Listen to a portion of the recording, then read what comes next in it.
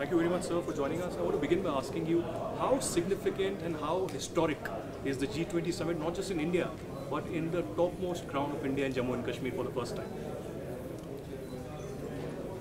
ये भारत के लिए G20 कंट्रीज़ का जो इम्पोर्टेंस है, कोई व्यक्ति पहले इसका समझे हैं, आदरणीय प्रधानमंत्री नरेंद्र मोदी जी है।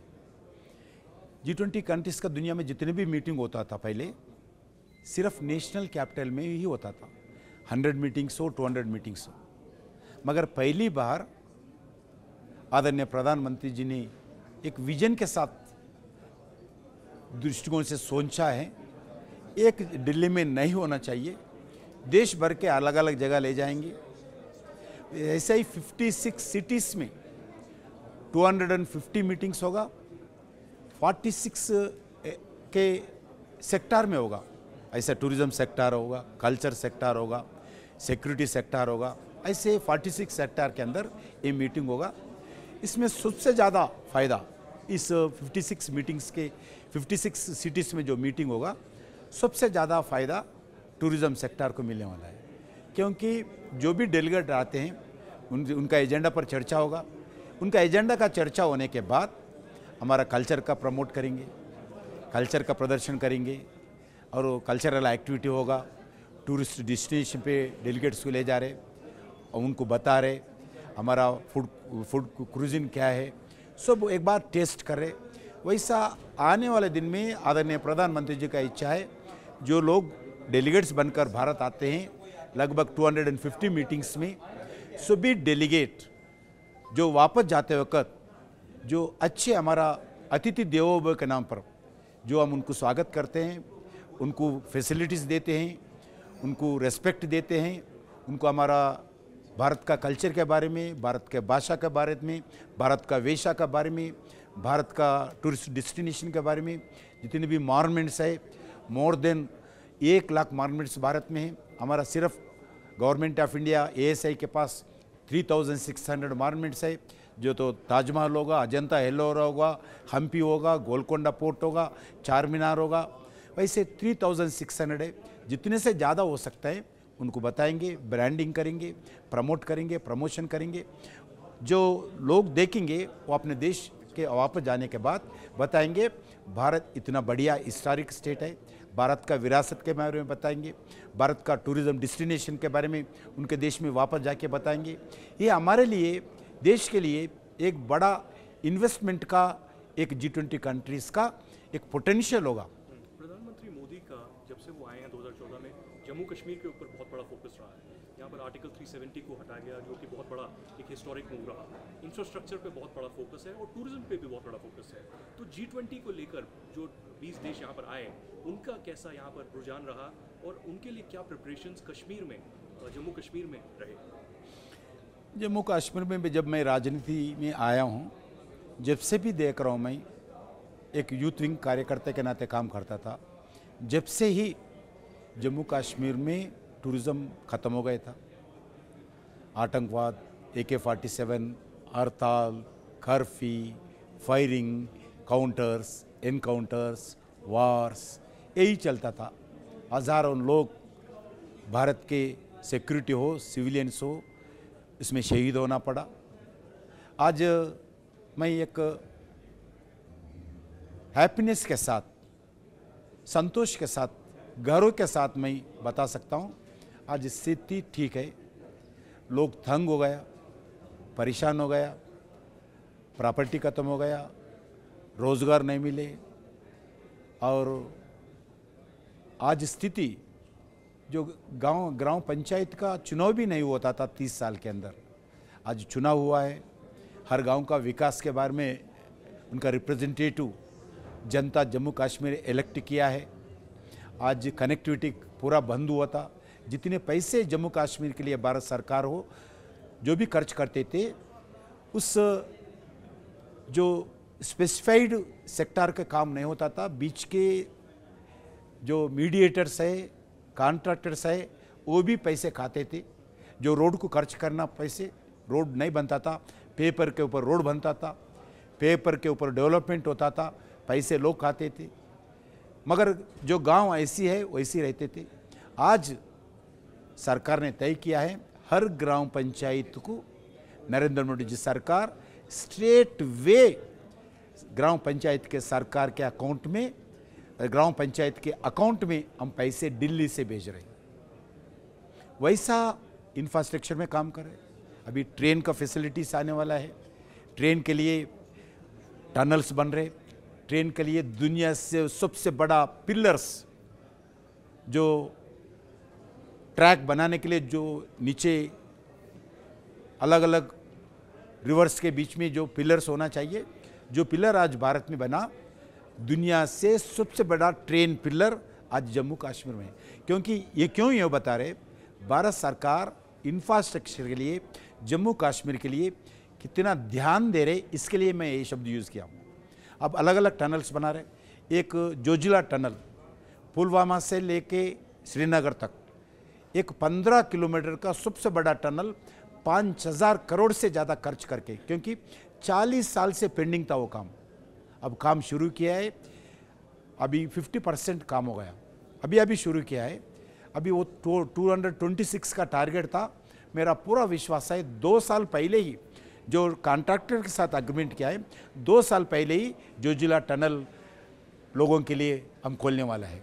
वैसे ही अलग अलग इंफ्रास्ट्रक्चर एक्टिविटी भी बढ़ रहे। मेरा को पूरा विश्वास है जम्मू कश्मीर अभी कोई भारत से पीछे हटे नहीं। जम्मू कश्मीर भारत से सबसे ज़्यादा विकास होने वाला स्टेट है। अभी खुशी की बात है, ये साल जम्मू कश्मीर स्टेट गवर्नमेंट का जो रेवेन्यू है, जो जीडीपी है, टूरिज़्म के से 7% आया है। हमारा स्टेट गवर्नमेंट का इच्छा है एक साल के अंदर वो 15% कैसा हो जीडीपी स्टेट गवर्नमेंट का रेवेन्यू, आने वाले दिन में 20% कैसा बढ़े स्टेट गवर्नमेंट का रेवेन्यू। क्योंकि जम्मू कश्मीर इतना पोटेंशियल है टूरिज़्म का। आज जितने भी टूरिज़्म के G20 वर्किंग ग्रुप के डेलीगेट्स लगभग 28 कंट्रीज से आए, 28 एक्सेप्ट चाइना, सब कंट्रीज़ का पार्टिसिपेशन है। वो लोग इतना जम्मू कश्मीर देखने के बाद, श्रीनगर देखने के बाद वो कुछ ताजीब हो रहे, इतने सुंदर श्रीनगर हम कभी कल्पना भी नहीं किए थे, इतना बढ़िया श्रीनगर भारत में है। इसलिए एक बड़ा इवेंट टूरिज्म दृष्टिकोण से, श्रीनगर के दृष्टिकोण से हो, भारत के दृष्टिकोण से हो, हमारा इमेज टूरिज्म दृष्टिकोण से दुनिया भर में जो भी आए, जो एम्बेसडर बन के श्रीनगर के बारे में, जम्मू कश्मीर के बारे में अपने अपने देशों में वो प्रचार प्रसार करे, वो बताएंगे उनके परिवारों को, वो बताएंगे उनके मित्रों को, वो बताएंगे उस देश के सिटीजन को। आप भी जाइए जम्मू कश्मीर, श्रीनगर जाके देखिए, इतना बढ़िया ब्यूटी भारत में है। एक आखिरी सवाल आपसे, अभी जब आप जम्मू कश्मीर में हैं, 9 साल पूरे होने को आए हैं मोदी सरकार के, तो कितना बड़ा आपको लगता है मोदी सरकार का, आपका खुद का योगदान रहा है? आप पहले यूथ कार्यकर्ता थे, फिर आप मंत्री बने, आप होम मिनिस्ट्री में रहे, आप टूरिज्म कल्चर में आपका बहुत बड़ा योगदान है। तो कितना बड़ा मोदी सरकार का योगदान है एक भारत की एक नई भूमिका बांधने में, एक नए सूर्योदय करने में, चाहे वो फॉरेन पॉलिसी हो, इंफ्रास्ट्रक्चर हो, डोमेस्टिक पॉलिसीज़ हो, ग्रोथ हो इंडिया का, तो मोदी सरकार का कितना 9 साल में क्या योगदान रहा है? एक सेक्टर नहीं, हर सेक्टर का एक चेंज, एक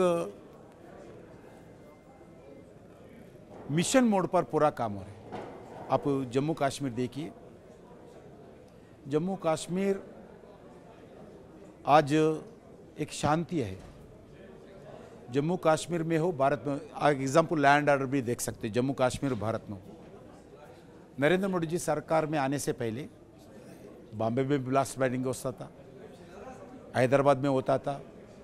पाकिस्तान का ISI का गतिविधि हर शहर में रहते थे। पाकिस्तान मारने वाला, हम मरने वाला, सारी भारत का हम जनता यही सोचते थे। वो मारते रहते भाई, कभी कभी हैदराबाद में मारते, बॉम्बे में मारते, ताज होटल में मारते, ब्लास्टिंग करते हैं, AK-47 यूज़ करते हैं, RDX यूज़ करते हैं। हमारा भगवान हमारा ऐसी है, पाकिस्तान मारने वाला है, मरने वाला है, ये समझते हैं। जितने भी ब्लास्टिंग होता था, अब अगर हम क्या करते थे, दूसरा दिन एक स्टेटमेंट देते थे, कंडम करते थे, और जाके रेड फ्लावर गुलाबी लगाते थे, कैंडल मार्च करते, मैक्सिमम करते हैं कैंडल मार्च करके तीसरा दिन भूल जाते थे, यही स्थिति थी। अभी ऐसा स्थिति नहीं है। पाकिस्तान का जो ISI का जो जड़ अलग अलग जगह था, हम वो जड़ को उखाड़ के फेंक दिया है। हम जीरो टॉलरेंस के साथ टेररिज्म के विषय पर हमारा सरकार काम करे। अब देश में पाकिस्तान का गतिविधि 98% कम हो गया। ISI के एक्टिविटी 98% कम हो गया। जो इंसिडेंट्स नहीं हो रहे देश में, जो बॉर्डर एरियाज में कुछ कुछ अलग अलग जगह हो रहे, वो भी अभी काबू में आया है। मैं आपको बताना चाहता हूँ जम्मू कश्मीर में क्या स्थिति था। जो अभी इससे बाहर जो ये एरियाज था, AK-47 होता था, RDX होता था, पाकिस्तान का नारा होता था, तिरंगा को जलाता था, जम्मू कश्मीर के जनता को, श्रीनगर की जनता को डराते थे लोग, AK-47 लगाकर लोगों को भड़काते थे। आज जम्मू कश्मीर के जनता बहुत खुशी है। जब रोज़गार नहीं मिलता था, शांति नहीं रहते थे, कोई बाहर के लोग नहीं देखते थे, गांव के लोग गांव के अंदर जो अपने आप जो मन में दुखी रहते थे लोग, अभी एक बड़ा भारत उनके लिए खोला है। दुनिया आज G20 कंट्रीज आके श्रीनगर को देख रहे, जो रोज़गार नहीं मिलते थे, भूखे में रहते थे लोग, RDX में बीच में रहते थे, AK-47 के बीच में रहते थे, आतंकवाद के बीच में रहते थे। आज जम्मू कश्मीर जनता को पूरा फ्रीडम मिला है। जो अधिकार भारत के अलग अलग प्रांतों अधिकार था, आज जम्मू कश्मीर के आम आदमी को भी हम वो अधिकार दिया है, वो हक दिया है। इसलिए जम्मू कश्मीर जनता भी खुशी है। अभी भारत में दो विषय पर 2014 में चुनाव हुआ। नरेंद्र मोदी जी की जो पहली बार प्रधानमंत्री बने, दो विषय पर, एक भ्रष्टाचार का विषय पर, एक एबल एंड स्टेबल गवर्नमेंट के विषय पर। अभी आपको मालूम है UPA 10 साल में 12 लाख करोड़ रुपए का घोटाला हुआ। वो कोयला घोटाला हो, 2G घोटाला हो, हेलीकॉप्टर का घोटाला हो, कॉमनवेल्थ का गेम्स का घोटाला हो, वो हम नहीं बोले, आप लोग टीवी में बताए। काग उनका सरकार में, UPA सरकार के जो समय पे जो काग थे, काग ने निकाला, सुप्रीम कोर्ट में जजमेंट दिया है, 12 लाख करोड़ रुपए। अब मैं विश्वास के साथ, गर्व के साथ मैं कह सकता हूँ, हमारा ऊपर, हमारा नहीं, कोई मीडिया हमारा ऊपर उंगली नहीं बता सकते, विपक्ष के लोग भी उंगली नहीं बता सकते, आरोप नहीं कर सकते नरेंद्र मोदी के सरकार में ये घोटाला हुआ, ये भ्रष्टाचार हुआ। हम 9 साल के अंदर गर्व के साथ बह सकते हैं, 1 रुपए का भ्रष्टाचार नरेंद्र मोदी जी के सरकार में हुआ नहीं। हम अलग अलग बात कर सकते हैं, नरेंद्र मोदी सरकार वैसा है ऐसा है, मगर भ्रष्टाचार के बारे में नहीं हो सकता, क्योंकि 2014 में यही प्राइम एजेंडा था जनता के सामने। इसी विषय पर आम जनता नरेंद्र मोदी जी को, भारतीय जनता पार्टी को, NDA को विश्वास के द्वार हमारे को उम्मीद के साथ हमारे को आशीर्वाद दिया है, सरकार में आए 9 साल में वो हम निभाया है। दूसरा विषय, सेकंड इंपॉर्टेंट विषय था एबल लीडरशिप, स्टेबल गवर्नमेंट। पहले आपको मालूम है एक खिलौना सरकार था, प्राइम मिनिस्टर जो एक कैबिनेट अप्रूवल करने के बाद एक ऑर्डिनेंस निकाला, उनका ही पार्टी का व्यक्ति उनका प्राइम मिनिस्टर को, उनका सरकार को अपमान करते हुए फाड़ा था। एक remote prime minister, remote control सरकार थी, रिमोट कंट्रोल प्राइम मिनिस्टर थी। आज स्थिति ऐसा नहीं है, एबल लीडरशिप है। नॉट ओनली भारत, सारी दुनिया में एक इम्पॉर्टेंट लीडरशिप भारत दे रही है। 140 करोड़ आज दुनिया का इम्पॉर्टेंट देश बन गई है। हर विषय पर, दुनिया में जो भी विषय होता है, अब देखो दुनिया में अलग अलग मीटिंग्स है, G20 कंट्रीज का जैसा मीटिंग होता था, आज G70 कंट्रीज में मीटिंग को प्रधानमंत्री गए हैं। पहले क्या रहते थे, एक ग्रुप फोटो होता था, पूरे प्राइम मिनिस्टर्स का, प्रेसिडेंट्स का ग्रुप फोटो होता था। हम देखना पड़ेगा हमारा प्रधानमंत्री कौन सा लाइन पे है, चौथा लाइन पे है, 7वां मंजिल में लाइन पे है, 9th लेवल पे है, और कोने पे रहते थे। देखना पड़ेगा हमारा प्राइम मिनिस्टर को, किधर है हमारा प्राइम मिनिस्टर। आज स्थिति क्या है, फ्रंट रो पे, सेंटर पे रहने वाला कोई व्यक्ति है, वो भारत का प्राइम मिनिस्टर है। ये अमेज आज भारत को मिला है कि ग्रुप फोटोस में देखो, एग्जाम्पल छोटा सा विषय बता, पीछे लाइन पे कोने पे भारत प्राइम मिनिस्टर ऐसा ठहरते थे। आज छाती तान कर पहले रो पे बीच में ठहरने वाला कोई प्रधानमंत्री है, 140 करोड़ जनता का रिप्रेजेंटेटिव बनकर आज दुनिया के सामने छाती तान कर हमारा प्रधानमंत्री ठहरते। ये आज भारत में ये इम्प्रूव हो गया, ये भारत का इमेज है हर सेक्टर पे।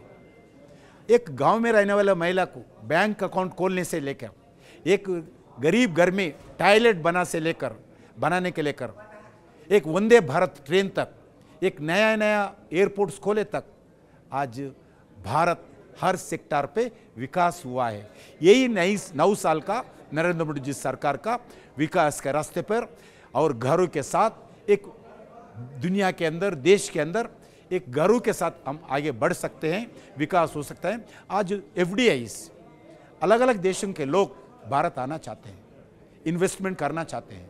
हम पहले जाते थे, जो भी हमारा प्राइम मिनिस्टर विदेश को जाते ना, कौन सा देश हमारे को लोन देते हैं, एड ढूंढते रहते हैं। अभी ऐसे नहीं है, हम गरीब लोगों को सेवा कर रहे हैं, गरीब देशों को सेवा कर रहे हैं। आप देखो कोरोना में क्या स्थिति था। मैं अब जब वो MOSO में काम करते थे, अलग अलग देशों में अलग अलग आर्टिकल्स आते थे, अगर कोरोना भारत में आए तो 50 करोड़ लोग मरेंगे। कितने लोग मर बता सकता है, कोई कंट्रोल नहीं होगा भारत में, क्योंकि पॉपुलेशन, इतना बड़ा पॉपुलेशन दुनिया में है, दुनिया के अंदर बड़ा पॉपुलेशन भारत में है। इधर डॉक्टर्स नहीं है, हॉस्पिटल्स नहीं है, बेड्स नहीं है, मेडिसिन नहीं है, लोग यूनिटी नहीं है, कोई का बात कोई सुनते नहीं, मास्क नहीं लगाते हैं, अलग अलग पार्टीज है, अलग अलग भाषा है, अलग अलग आइडियालॉजी है, अलग अलग रिलीजन्स है। ये लोग कोई कंट्रोल नहीं हो सकता। कोरोना भारत में आए तो करोड़ों करोड़ों लोग मर जाएंगे। क्या स्थिति है? नरेंद्र मोदी जी एक कॉल दिया है, जनता कर्फ्यू। एक कॉल देने से रिलीजियस से ऊपर आकर, प्रांत से ऊपर आकर, आइडियालॉजी से ऊपर आकर, भाषा से ऊपर आकर 140 करोड़ लोग घर के अंदर जनता कर्फ्यू के अंदर रहकर हम एक यूनिटी है। मोदी जी के जो नारा है, वो नारा के आधार पर हम काम करेंगे, कोरोना को से हम भारत को बचाएंगे। ऐसा नरेंद्र मोदी के नेतृत्व में अब वैक्सीन देखो, भारत का जो वैक्सीन है दुनिया के सबसे बड़ा उत्तम वैक्सीन, बेस्ट वैक्सीन भारत में। कहीं भी कल्पना कर सकते क्या? इतना बड़ा उत्तम वैक्सीन, अमेरिका जैसे देश भी भारत के वैक्सीन के लिए तड़पड़ा रहे। मोर देन 100 कंट्रीज को हम फ्री वैक्सीन दिया है, अलग अलग कंट्रीज को, developed countries, we are not developing country, developed countries भी भारत वैक्सीन के लिए क्यों ठहरा है। ऐसा स्थिति भारत में, एग्जाम्पल बताया, हर एंगल पर आप देख लीजिए, आप टूरिज्म सेक्टर हो, इंफ्रास्ट्रक्चर हो, नेशनल हाईवेज हो, जो अलग अलग सेक्टर में आज काम करें। आज 1 एकड़ को 2 बार क्रॉप लेने वाले जो खेती करते हैं, 1 एकड़ में आप एग्जाम्पल पैडी है, जो चावल खाते हैं, पैडी चावल खेती करने वाले किसान को 1 एकड़ में 1 साल के अंदर 2 क्रॉप्स निकालते हैं। 2 क्रॉप्स के लिए, 2 क्रॉप्स के लिए जो खेती करते हैं, उसके DAP फर्टिलाइजर 2 बैग्स, यूरिया का 2 बैग्स, 4 बैग्स यूज करते हैं 1 एकड़ को, 1 साल के 2 क्रॉप के लिए। उसके लिए हम हर साल 19,000 रुपीस भारत सरकार जो खेती करने वाले किसानों को सब्सिडी देते हैं, फर्टिलाइजर का सब्सिडी। दुनिया भर में सब्सिडी रेट का बढ़ गया, कोरोना के कारण, यूक्रेन रशिया के आंदोलन के कारण, इकोनॉमिकल क्राइसिस के कारण फर्टिलाइजर का इतना रेट्स बढ़ गए, मगर 1 रुपए भी किसान के ऊपर हम एडिशनल चार्जेस वसूल नहीं कर रहे। पूरा भारत सरकार बेयर करके जो मिनिमम रेट खेती जो किसान को हम दे रहे, 1 एकड़ के ऊपर हर साल 18,000 करोड़ रुपीस किसान को मिलता है। उससे अलावा साल को हर किसान परिवार को 6,000 करोड़ रुपए दे रहे।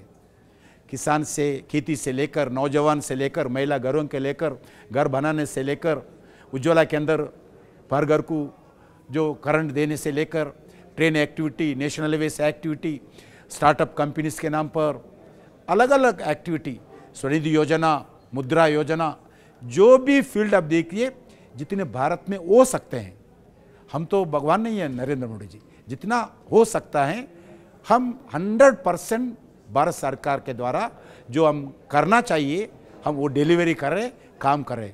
अब एक स्टेबल गवर्नमेंट, आपको देखो कर्नाटक में भी कांग्रेस सरकार है, एब्सोल्यूट मेजॉरिटी जनता ने दिया है। मुख्यमंत्री बनाने के लिए कितना परेशान हो गए लोग।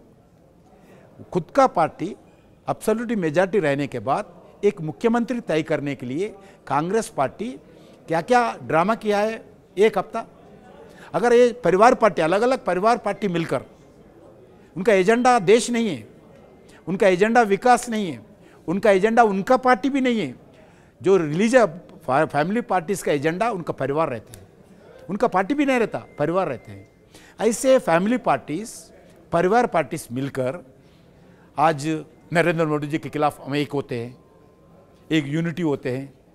इतना बड़ा देश, इतना अलग अलग समस्या है, देश अभी दुनिया में एक नाम कमा रहे, अब विकास के तरफ हो रहे।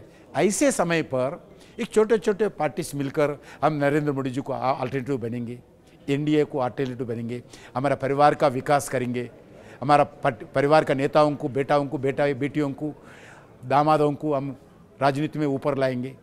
ऐसा नरेंद्र मोदी जी का कभी अल्टरनेटिव ये लोग नहीं दे सकते हैं। सिर्फ आज जो स्थिति है भारत में, विकास के रास्ते पर आगे बढ़ रहे, वैसी समय पर नरेंद्र मोदी जी ही देश के जनता के सामने अल्टरनेटिव होगा। नरेंद्र मोदी जी की ही देश के जनता आशीर्वाद देंगे। कितने भी बोलने दो विपक्ष के नेता, जरूर 2024 में और मोर मेजॉरिटी के साथ नरेंद्र मोदी में भारत में सरकार आएंगे। उसके लिए हर नागरिक सोच रहे हैं, हर नागरिक आशीर्वाद देंगे।